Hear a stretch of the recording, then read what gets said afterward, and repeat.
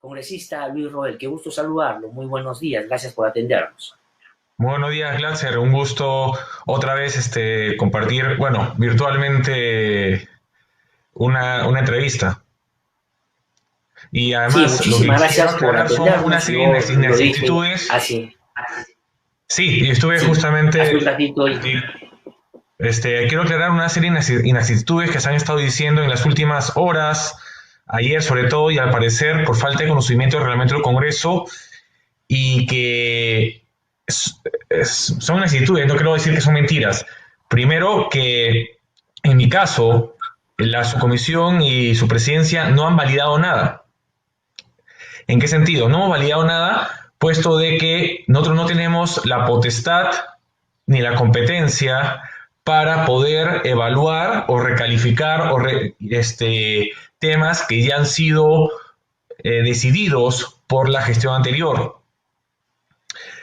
Es que hay que ser bastante claros, ¿no? El Congreso se rige por la Constitución y por su ley orgánica, que es el Reglamento del Congreso de la República. La ley orgánica que desarrolla la parte del capítulo sobre el Congreso de la República que está en la Constitución. Entonces, yo me rijo en base a la Constitución y esa ley orgánica que es nuestro Reglamento del Congreso. Sobre lo que el tuit de Marta Chávez, justamente estaba viendo lo que tú estabas mencionando, y es algo inexacto. Y te lo digo para que estén también tranquilos todos. Lo que dice Marta Chávez es inexacto porque el viernes pasado se aprobó por unanimidad el plan de trabajo. Y el plan de trabajo te leo que hay tres prioridades, tres principios para priorizar las denuncias constitucionales. Y permítame leértelas. Priorizar denuncias constitucionales sobre antejuicio político. Priorizar denuncias constitucionales contra altos funcionarios en ejercicio. Y priorizar denuncias constitucionales provenientes del Ministerio Público sobre antejuicio político.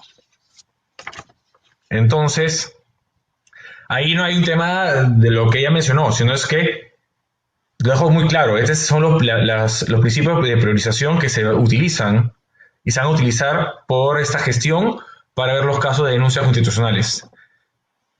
Tanto Ahora, del... congresista Sí, Luis Roel, permítame preguntarle en torno a algunas de las afirmaciones que usted ha hecho esta mañana, ¿no? Y hace bien usted en salir, porque lo que hay que hacer es explicar de qué se trata y cuál es exactamente. el enfoque y la perspectiva que ha marcado la dinámica en esta sesión que ha tomado estas decisiones.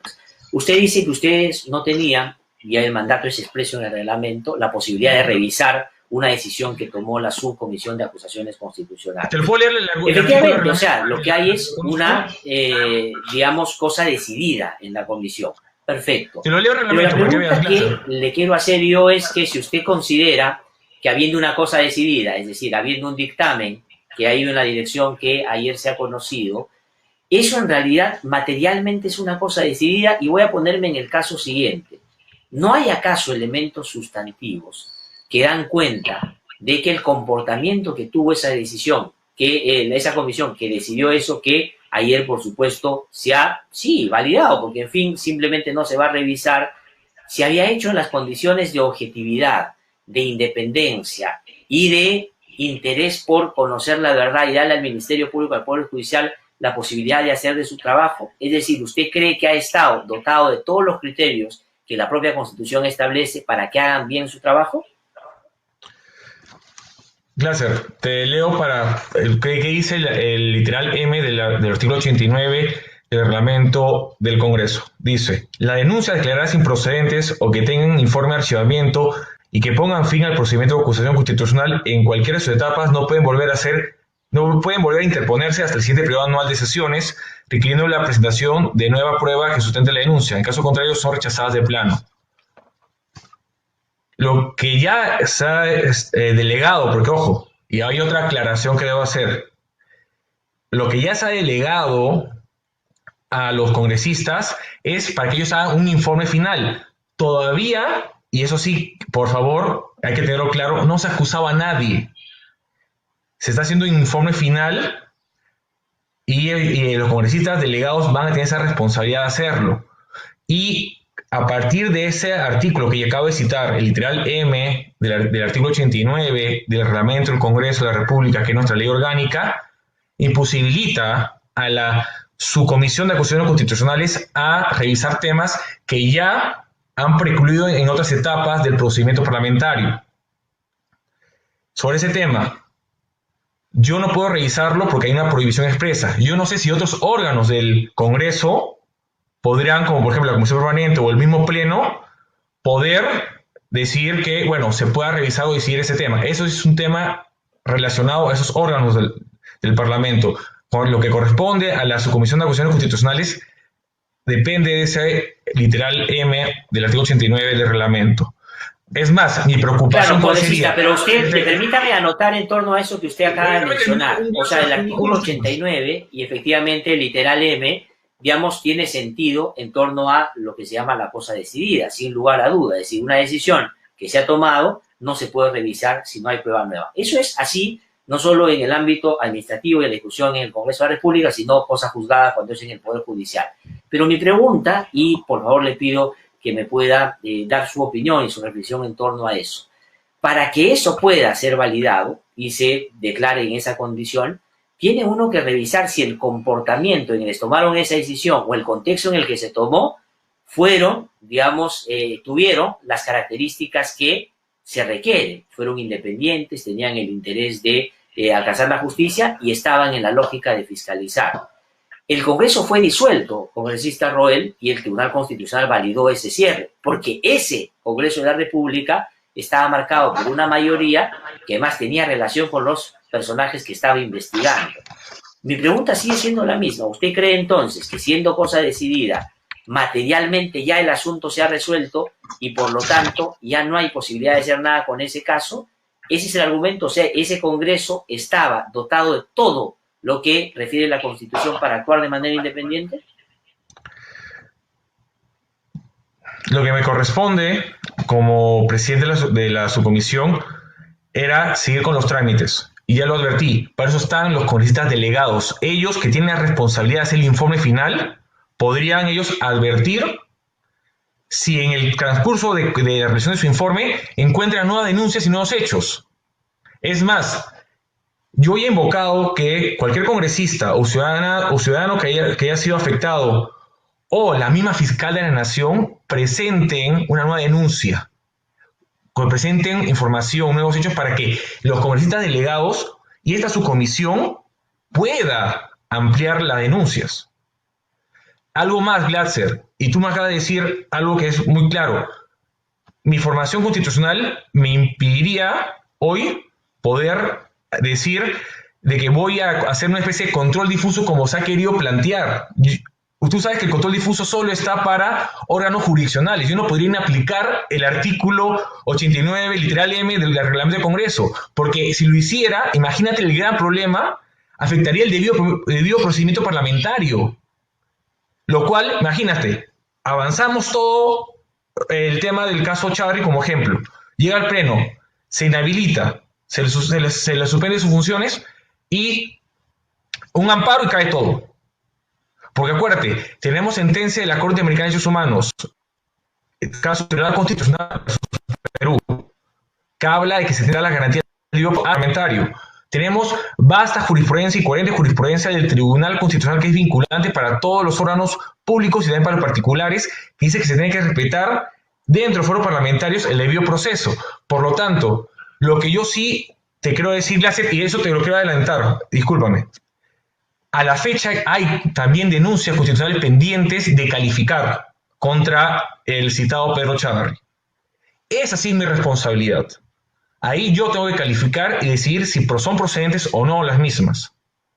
Y ahí sí, y es lo que digo cada vez que me preguntan sobre cuál va a ser la política de la subcomisión, no vamos a blindar a nadie. Y yo tengo una perspectiva de luchar contra la corrupción y hacer justicia, pero conforme a la Constitución y a la ley.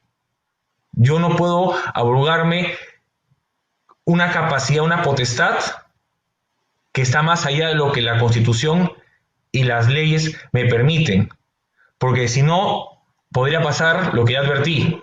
Podría haber un vicio en el proceso, en el procedimiento parlamentario, y luego le daríamos la posibilidad de que estos funcionarios, altos funcionarios, que tienen varias denuncias o que no tienen legitimidad por parte de la ciudadanía, se victimicen y luego utilicen ello para presentar sendas demandas constitucionales, las cuales pueden hacer que todo el procedimiento parlamentario se caiga. Yo no puedo permitir eso. ¿Cuántas denuncias hay dentro de la subcomisión de acciones constitucionales que involucren no solo al señor Chávarri, pero en primer orden al señor Chávarri, y a otras de las personas que se les atribuye presuntamente haber participado de organizaciones que pueden haber actuado fuera de la ley siendo funcionarios públicos? Mira, yo te puedo precisar justamente una contra el fiscal Pedro Chávarri, que es la denuncia número 302 por la presunta infracción constitucional de los artículos 2, inciso 15, 23 y 24 de la Constitución Política, así como la presunta comisión de los delitos contra la administración pública en modalidad de abuso, autoridad y concusión. También existe la denuncia 305 por la presunta comisión del delito de omisión del ejercicio de la acción penal. Ambas denuncias presentadas por ciudadanos que serán calificadas por el equipo técnico de la Subcomisión de Acusaciones Constitucionales. Eso es lo que yo digo. Hay denuncias pendientes de calificación, que esa va a ser parte de mi gestión, parte de la gestión de esta Subcomisión de Acusaciones Constitucionales, que créanme, y eso no voy a adelantar opinión todavía sobre el caso, pero créanme que va a ser revisada al detalle para no blindar a nadie. Ahora, y esto va a pasar también con otras personas que están presuntamente relacionadas con lo que puede haber sido esta organización criminal llamada los Cuellos Blancos del Puerto. Hay casos de otras personas que no sean Chávarri, que están ahí, por ejemplo, también en lista de espera para ser tratadas por la subcomisión.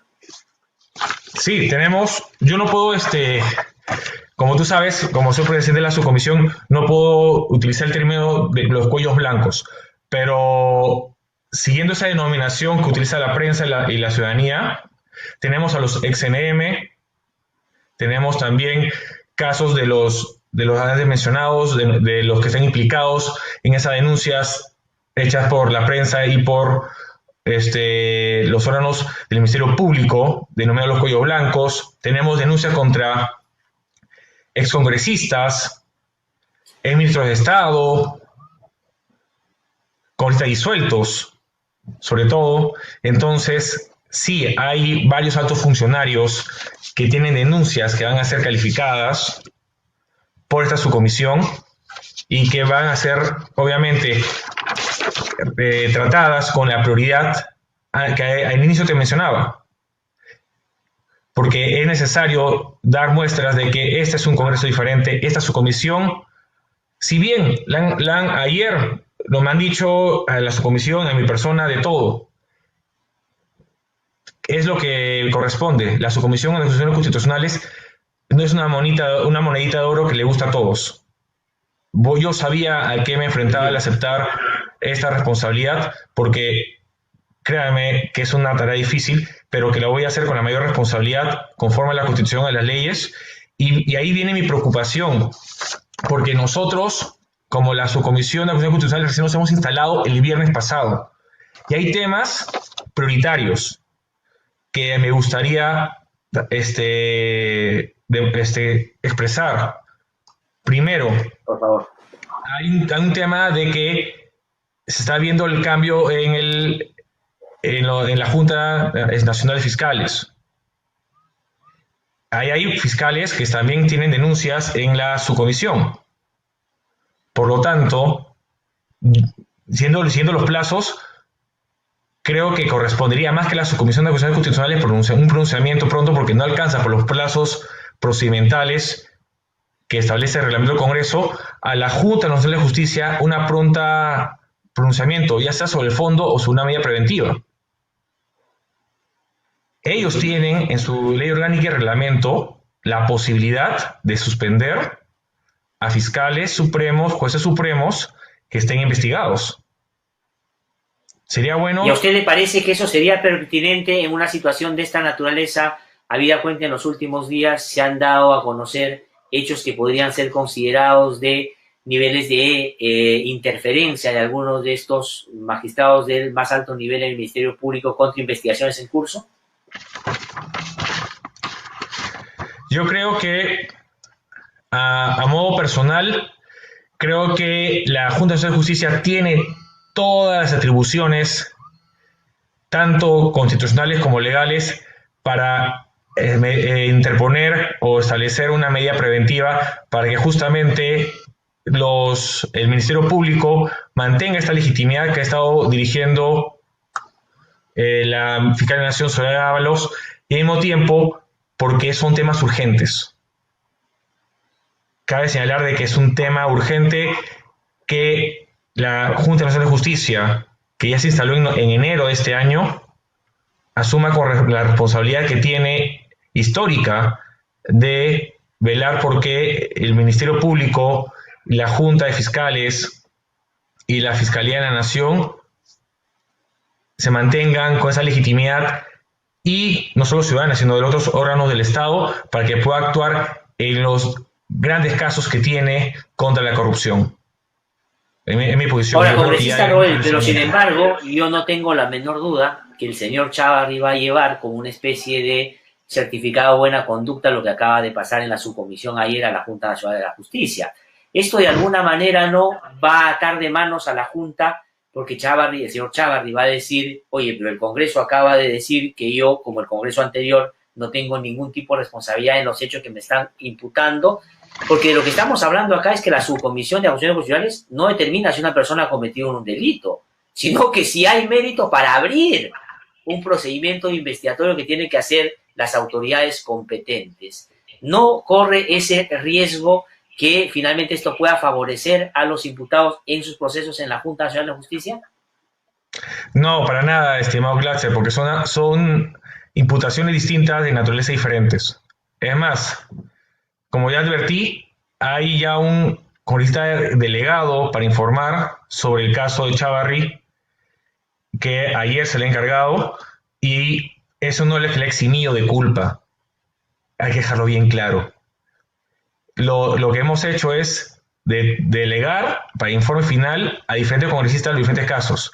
Unos archivarán y otros habilitarán una denuncia constitucional, la formulación de la denuncia constitucional, la cual deberá ser votada y aprobada en la subcomisión para que esta suba a la comisión permanente y de ahí al pleno.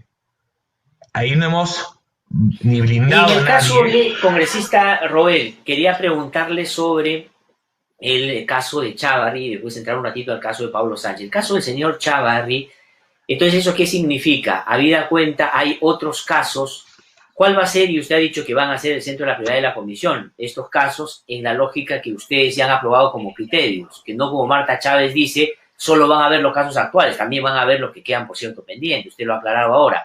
Pero la pregunta es, ¿van a citar entonces a Pedro Chávarri, por ejemplo, para que pueda hacerse presente en la subcomisión para dar su, su alegato en torno a las imputaciones que hay? ¿Ya tienen previsto eso?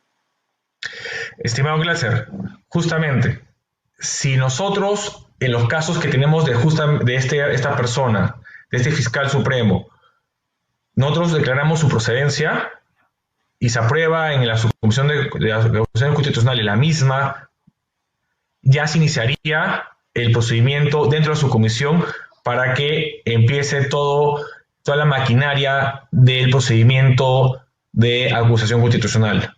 Para lo cual, una de las partes es justamente velando por el debido procedimiento parlamentario que éste ejerza su derecho de defensa. Y eso tendrá que presentarse a la subcomisión de acusaciones constitucionales, luego a la comisión permanente y, de ser el caso, al pleno del Congreso. Créanme que si... Y en el caso de Pablo Sánchez, ese es un caso que sí se ha votado el día de ayer y se ha abierto la investigación que quedó pendiente, le hizo en su momento la señora Jenny Vilcatoma. En ese caso, lo que llama la atención es que coincide con toda la arremetida del señor Tomás Aladino Gálvez contra el propio fiscal.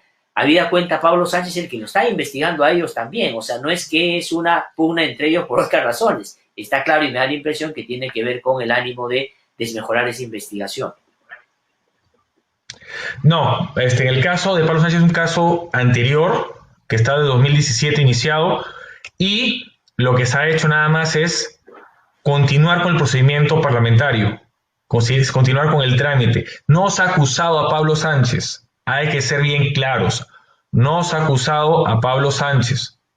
Lo que se está haciendo es determinar que un congresista ponente haga el informe final sobre la misma causa, nada más.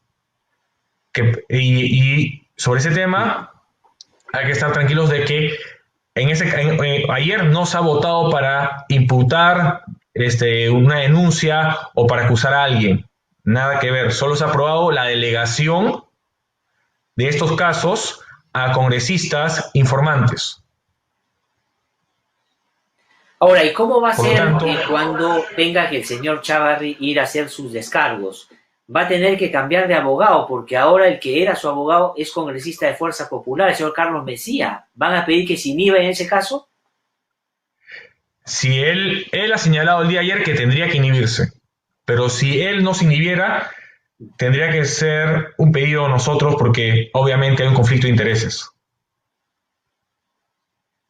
Lo mismo con la señora Marta Chávez, que es abogada de Fuerza Popular, y una de las imputaciones que se le hace a Pedro Chávarri es de haberse aliado con esta agrupación política para favorecer a Keiko Fujimori en las investigaciones del caso Lavallato. Yo creo que todo congresista que tenga un conflicto de interés debe inhibirse. Y si no se inhibe de forma voluntaria, esta subcomisión de acusaciones constitucionales evaluará pedírselo, porque no descarto ninguna medida para que todos estos procedimientos sean realizados con la mayor transparencia y publicidad. Tengo una última pregunta, congresista Roel. Si es que no es posible revisar la cosa decidida en el Congreso de la República, ¿cómo explica entonces el hecho de que se haya revisado, por ejemplo, la decisión que el Pleno tomó en la elección del señor Ortiz de Ceballos? Porque el Tribunal Constitucional ahí, por ejemplo, dijo que esa decisión no fue correcta y finalmente se revisó y ahora se va a elegir a los nuevos miembros del Tribunal Constitucional. Por si acaso, Glatzer, yo no he dicho que el artículo 89, literal M, del reglamento del Congreso aplique a todo el Congreso. El artículo 89 del reglamento del Congreso de la República es lo que se aplica exclusivamente a los procedimientos parlamentarios de denuncia constitucional, para las acusaciones constitucionales. Respecto a lo que se hizo en el Congreso anterior, y eso y también lo he advertido al inicio de esta entrevista, el resto de órganos del Congreso de la República se rige por diferentes reglas que están en dicho reglamento de nuestra institución. Y la mesa directiva tiene la posibilidad de, como es una misma institución y es un mismo periodo parlamentario, poder revertir lo que ha hecho la mesa anterior. Y lo que hizo la mesa directiva pasada fue justamente frente a estas situaciones de estos pagos que tienen unos visos de inconstitucionalidad, aplicando su normativa que la aplica a la mesa directiva, declarar la nulidad de los mismos, porque ellos sí tienen esa competencia, ellos sí tienen esa atribución, a diferencia de la subcomisión de acusaciones constitucionales. Si tuviéramos tenido, y eso lo quiero aclarar, si nosotros tuviéramos en el reglamento, y eso se dijo también ayer en el debate, esa posibilidad, lo hubiéramos revisado, y créeme que sí lo hubiéramos hecho, estimado Glatzer, pero no tenemos esa competencia, esa atribución. Un congresista dijo que debíamos revisar el reglamento del Congreso para que la subcomisión de acusaciones constitucionales tuviera esa potestad, y no esa prohibición que tiene literal M del artículo 89 de este reglamento. Tengo que terminar preguntándole, ¿van a pedir información a la Junta Nacional de Justicia y al Ministerio Público sobre los casos que van a tener que decidir sobre algunos de los que hemos hablado esta mañana? Sí, estamos evaluando pedir esas informaciones para justamente no solo la subcomisión, sino también los congresistas delegados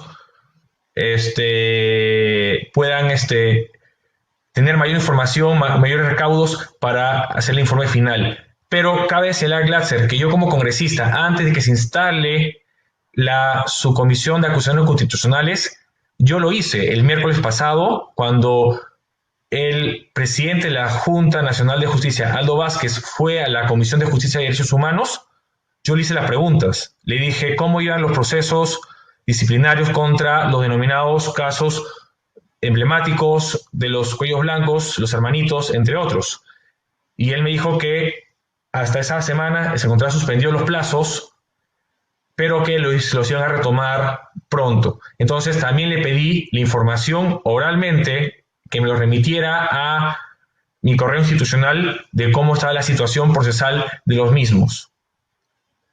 Ahora, como presidente de la subcomisión, tendré que hacer y reiterar ese pedido que ya se hizo como congresista en esa Comisión de Justicia y Derechos Humanos la semana pasada, ya como presidente de la subcomisión de acusaciones constitucionales.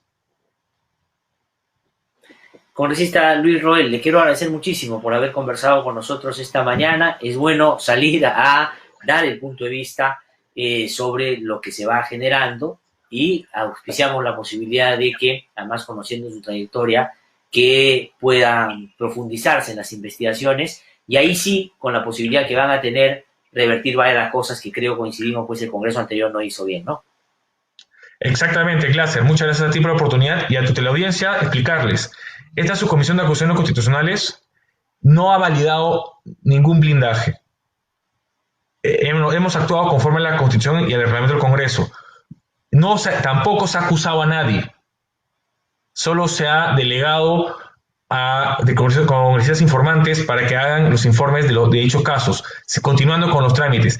Y para concluir, hay casos pendientes por calificar, que eso sí ya depende de nuestra gestión, y mi promesa es de que, y como ya lo he advertido durante toda esta entrevista, y ya lo señalé en mi discurso de instalación, no vamos a blindar a nadie y vamos a actuar conforme a la Constitución, conforme a la ley, y vamos a enfrentar directamente a la corrupción. Eso es una promesa que yo di y ofrecí el día viernes en mi discurso de instalación y la planteo hacerla realidad durante mi gestión.